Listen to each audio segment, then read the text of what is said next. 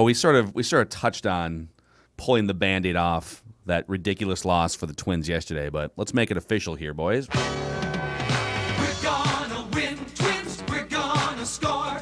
We're gonna win, Twins. What's that baseball song? That's right. We talk Twins, talking Twins with Mackie and Judd. Travis Blankenhorn soar. Oh my God. Talking Travis Blankenhorn every single day on the show here, and our Talking Twins discussions powered in part by our friends at Dennis Kirk and DennisKirk.com. Best in the business. If you like to ride motorcycles, it's super nice out in the Twin Cities today. It's been a little bit of a riding season glimpse here today. 160,000 parts and accessories in stock. Order before 8 p.m. They ship the same day, and shipping is free on orders over $89. DennisKirk.com.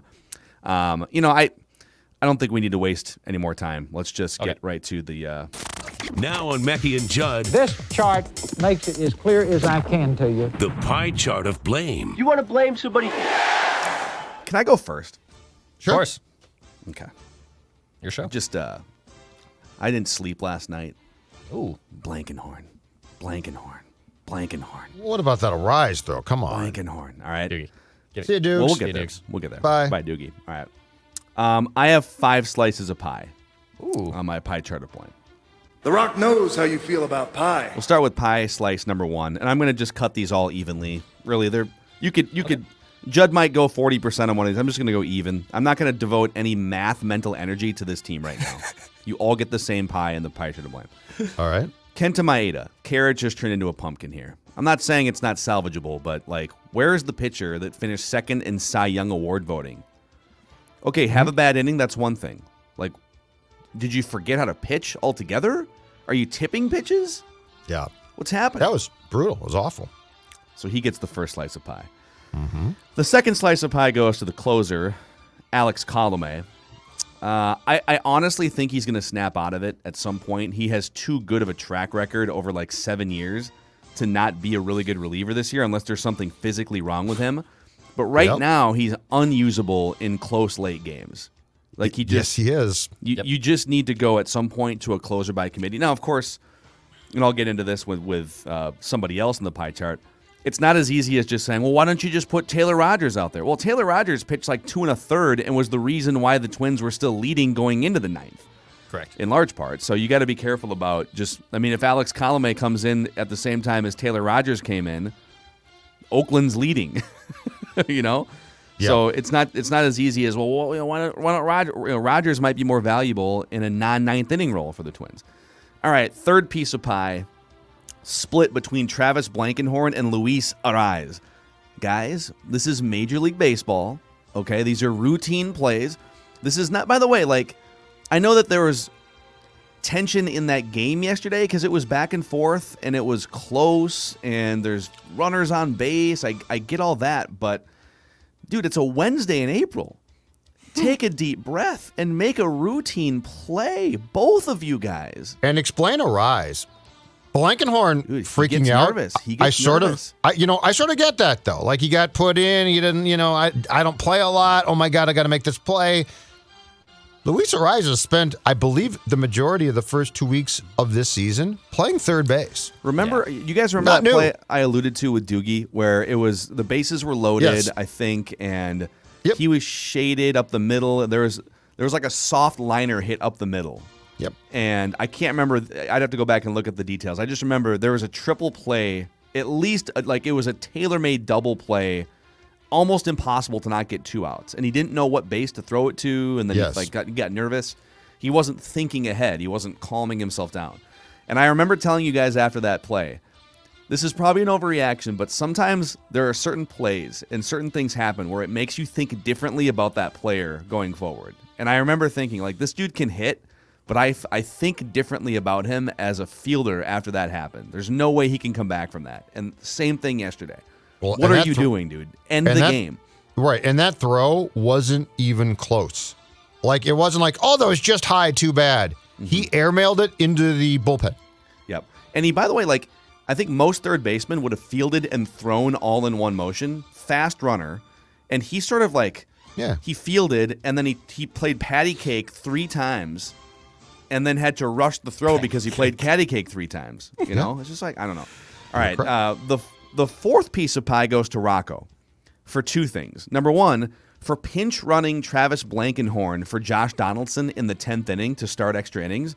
And I get that the logical move is, well, you got to put a fast runner there, or and maybe even in the Twins case, someone who's not going to pop a calf muscle or a hamstring. Correct. But if Josh Donaldson is healthy enough to be playing in 3 consecutive games, a doubleheader back-to-back, and then another game, and he's one of your A, best hitters and B, best fielders, you should think twice about pulling him from a tied game, especially when Andrelton Simmons is not available to play shortstop. So by hyper obsessing, and a lot of managers do, they hyper obsess over pinch running for hitters late in games, in tie games especially, when the game might go 2 or 3 more innings, right? And that guy's going to come back around, and now he's out.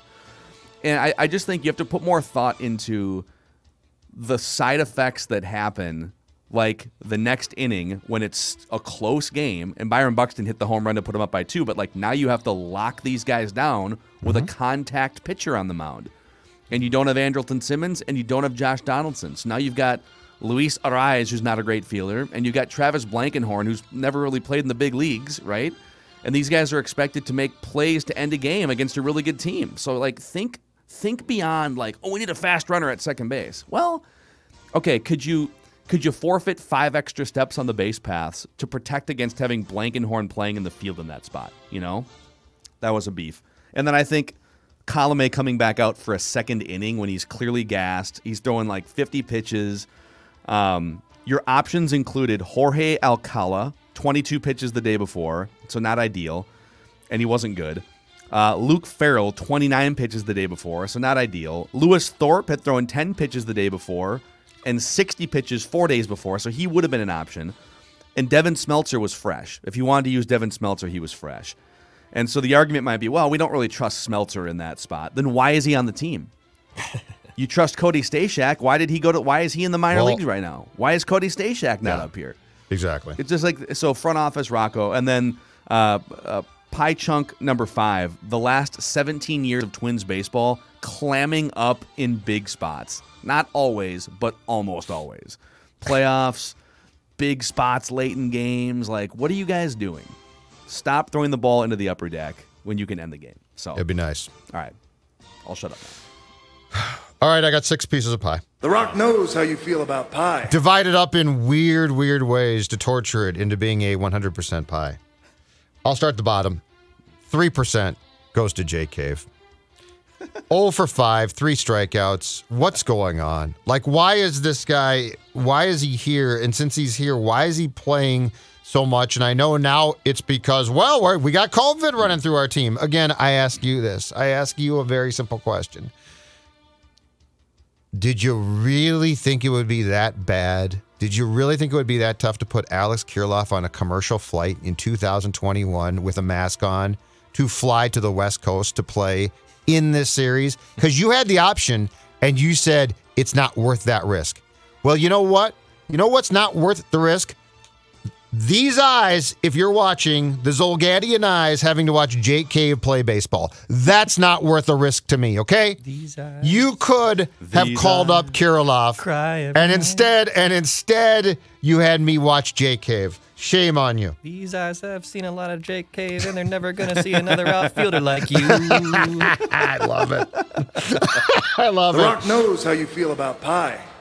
All right, 5th on my list, because he was put into a situation that was just perfect for him to fail, and he did. 10% piece of pie. Phil's guy, Travis Blankenhorn, who was asked to pinch run, and I get why, but everything's gone wrong. And this guy, I mean, my God, that ball was hit right. That was a 3rd out special. Dude. And he's just like, what do I do with that hot potato? Oh my God, I can't. No. Yeah, was the ball on fire? Like, that's oh my what I was going to say. It's like, I mean, it's literally like there was a bundle of TNT that had been lit on fire, hit to him. He's like, I got to get out of here. Okay, All here's one more thing real quick on Blankenhorn, because I was thinking, all right, Blankenhorn, why him and not one of these other guys? Yep. So Trevor Larnach and Alex Kirilloff. Kirilloff has played more games at AA than Larnach, but Larnach's only played like a half season at AA, and so I can see, all right, like, probably need a little more seasoning before you call these guys up. And Larnach is an outfielder, not an infielder, so that's an argument too. I mean, Travis Blankenhorn has only played 93 games above A-ball. So it's not like he's Mr. Experience either. I guess it's because he's an infielder, and they just need more infielders. And so that's why he was in that game yesterday. But not sure I feel confident using him in the infield after what I saw. No, you shouldn't feel The Rock confident knows at how all. you feel about pie. All right, my next slice of pie is I think this is the first time, 12% slice of pie. 12. Luis Ariz deserves more pie than Blankenhorn because he's a veteran who's been playing third base all of the time. And my God, I mean, the throw that he made yesterday is the type of throw that starts a player on the way to the throwing yips.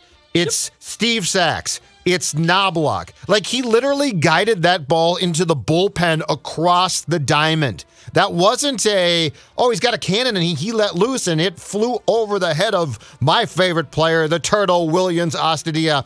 That ball, was shanked. It looked like a golf shot. That is the start of a throwing problem. And he made the hardest part of the play, which is it was sort of a scorching two-hop ground ball, right? That could have easily eaten him up or gone through him, and he picks it. That's the hardest part. You picked it, fast runner, but dude, and even if you're gonna make a bad throw, at least throw it on a hop, right? Give the first baseman a chance. But he err on the side of throwing it on a hop so that the first baseman can scoop it. But that's the thing, Phil. He didn't even get it close enough to be like that there was a thought behind the throw. Dude. He just looked up, panicked, and he shanked the throw. Like, it went into the woods. It's a golf shot that goes into the woods. The motion was bizarre. And you know what? I'll tell you what. If you've got that problem, my friends at PXG Minneapolis can help you out here. That's right. If you haven't been to PXG Minneapolis, it's a golfer's paradise. I have a hard time believing you're going to be shanking balls into the woods on the right with these new Gen 4 golf clubs, which have landed. The drivers, fairways, hybrids, irons. These are PXG's flagship clubs, ladies and gentlemen. And if you just want to look good, you just maybe you're going to shank a ball into the woods, but you just want to look good doing it.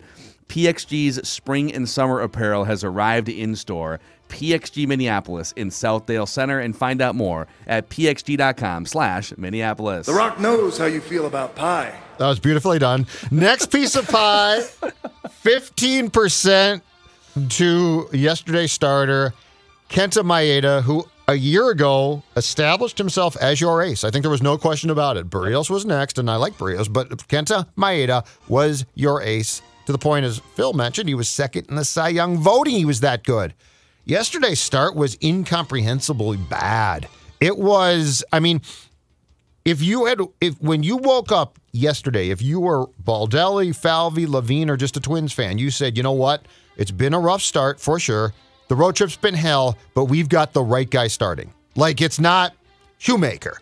It's not Happ. We've got the right guy. This is the guy you want. And he didn't go out and have a bad start. He was awful. Yeah. He was awful. Like, this is Kenta, you're the one who's supposed to say this ends now, and instead you're like, And I mean, Oakland, look, they've got underrated players. I like them a lot, but they ain't the 27 Yankees. Like, you can beat them. There's no rule that you can't beat them. Next slice of pie, 20%.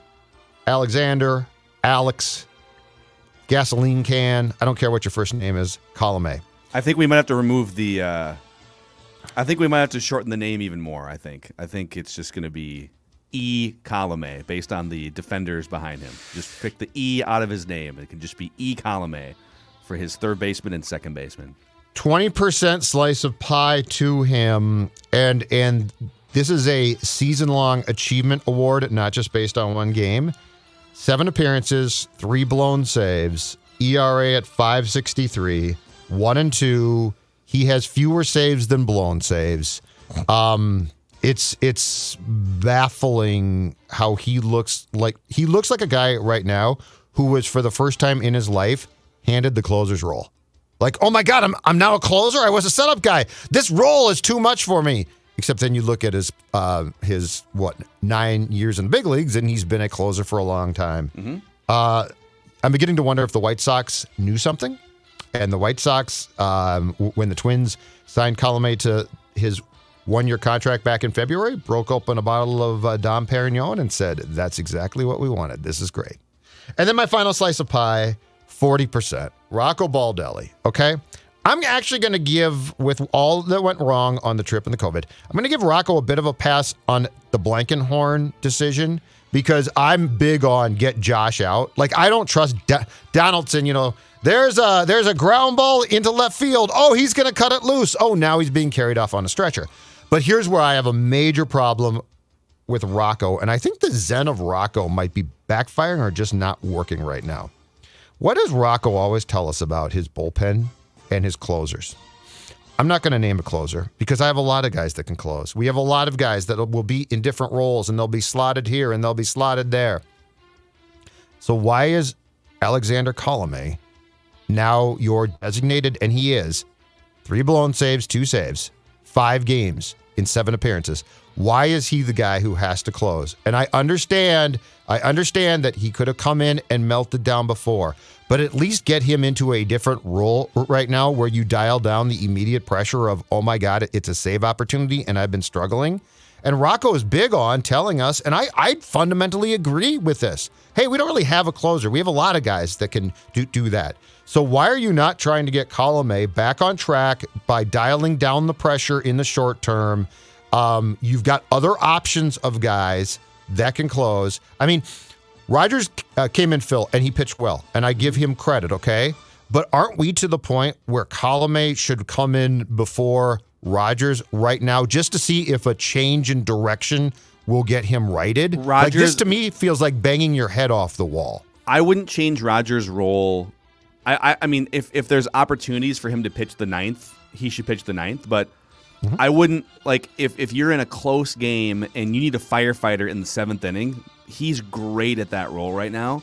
Yeah. And that's just as important of a role. Just because you didn't blow the lead in the 9th doesn't mean that, like, you're trying to preserve leads. And sometimes you have to face the heart of the order in the 7th inning, and that's the more important spot in that moment. And so I'm not going to just, like, pull Taylor Rogers from his current role and let him collect dust until they have a lead in the 9th. That would be, now you're, I agree with that. Now you're causing 2 problems. But is there somebody else? But there's got to be another option. Is there somebody else that you can put in that 9th inning role that you trust more? And, Tyler Duffy would be the obvious option, but he's kind of struggling this year too. So I mean, honestly, I would try Tyler Duffy in that role. Somebody else needs to be employed, though. Like, you can't tell me constantly, which you do, that you don't have a closer and then bring in the same guy who's pitching horribly right now as your closer game after game after game. It doesn't make sense. Yeah. The Rock knows how you feel about pie. So, all right, there it is. All right, Declan? Yeah, I got a quick one here. Just 3 pieces of pie. It's pretty self-explanatory. 10% goes to Kenta Maeda. Kenta just is not the same pitcher he was last year. I think regression was inevitable. Look, opponents hit 168 against him last year. Kenta, even though he was phenomenal last year, he's not Clayton Kershaw in his prime, dude. Like, he's not that good, so you knew there was going to be some type of regression. But right now, opponents are hitting 354 against him, and he just doesn't look like the same guy. He's not getting the swings and misses he was, and he was supposed to be your ace. So I'm giving 10% of my pie to Kenta Maeda. The next 2 pieces of pie are equal. 40% goes to the bad news bears that is the Minnesota Twins right now. This goes on Rocco. This goes on Blankenhorn entering the game. Luis Arise throwing across the diamond like I was at 12 years old trying to play third base. This is just awful to watch right now. It's painful getting into the 8th and 9th innings of these games with leads, still not feeling comfortable about the situations. And to Phil's point, the clamming up, pressure is on, the lights are here, and you just bleep down your leg every single time. Yeah. And it's getting extremely frustrating to watch, so 40% of my pie goes to the bad news bears right now that is this Minnesota Twins. Legitimately one of the most, hard to quantify, but legitimately one of the most mentally weak franchises in the last 15 years in Major League Baseball. 100%. And that's why even in 2019 when they got the Yankees weren't worried either. Like, let's slay the dragon. It's like, no, it's the Twins. They're completely fine, and that's because they used to beat up on them all the dang time. Mm-hmm. Last chunk of pie, 40% goes to Alex Colome. I'm sorry, dude. This guy just is not himself right now. Opponents, again, teeing off on him. He has an exit velocity of 94 miles an hour. His hard hit rate is way up. His ground ball rate is down. His line drive rate is up. Opponents are just having a field day against him. I agree with Phil.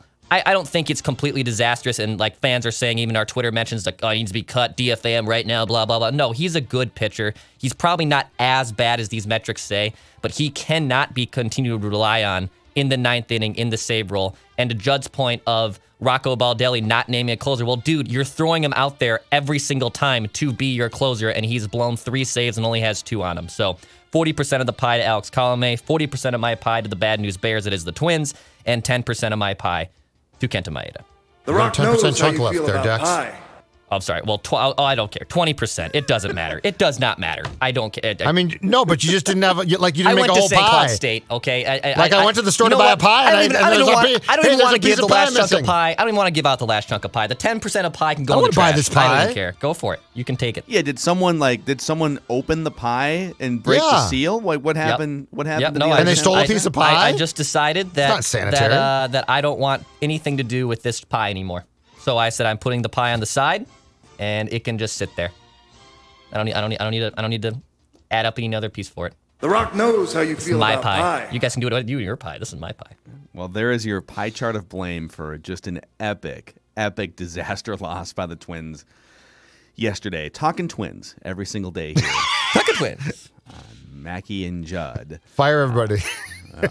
So, all right. Well, the other thing we do on Thursdays here, and this might not be good for us today, especially, but we go back in the archives. It's called Old Tweets Exposed on Mackie and Judd. Over a decade of Twitter history to pull from here, and we'll see what Declan has cooked up today.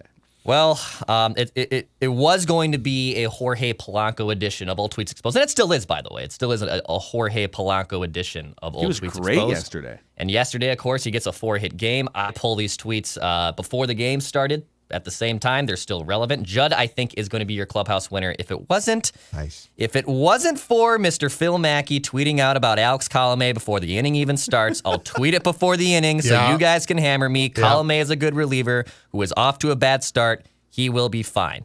And Phil, fine.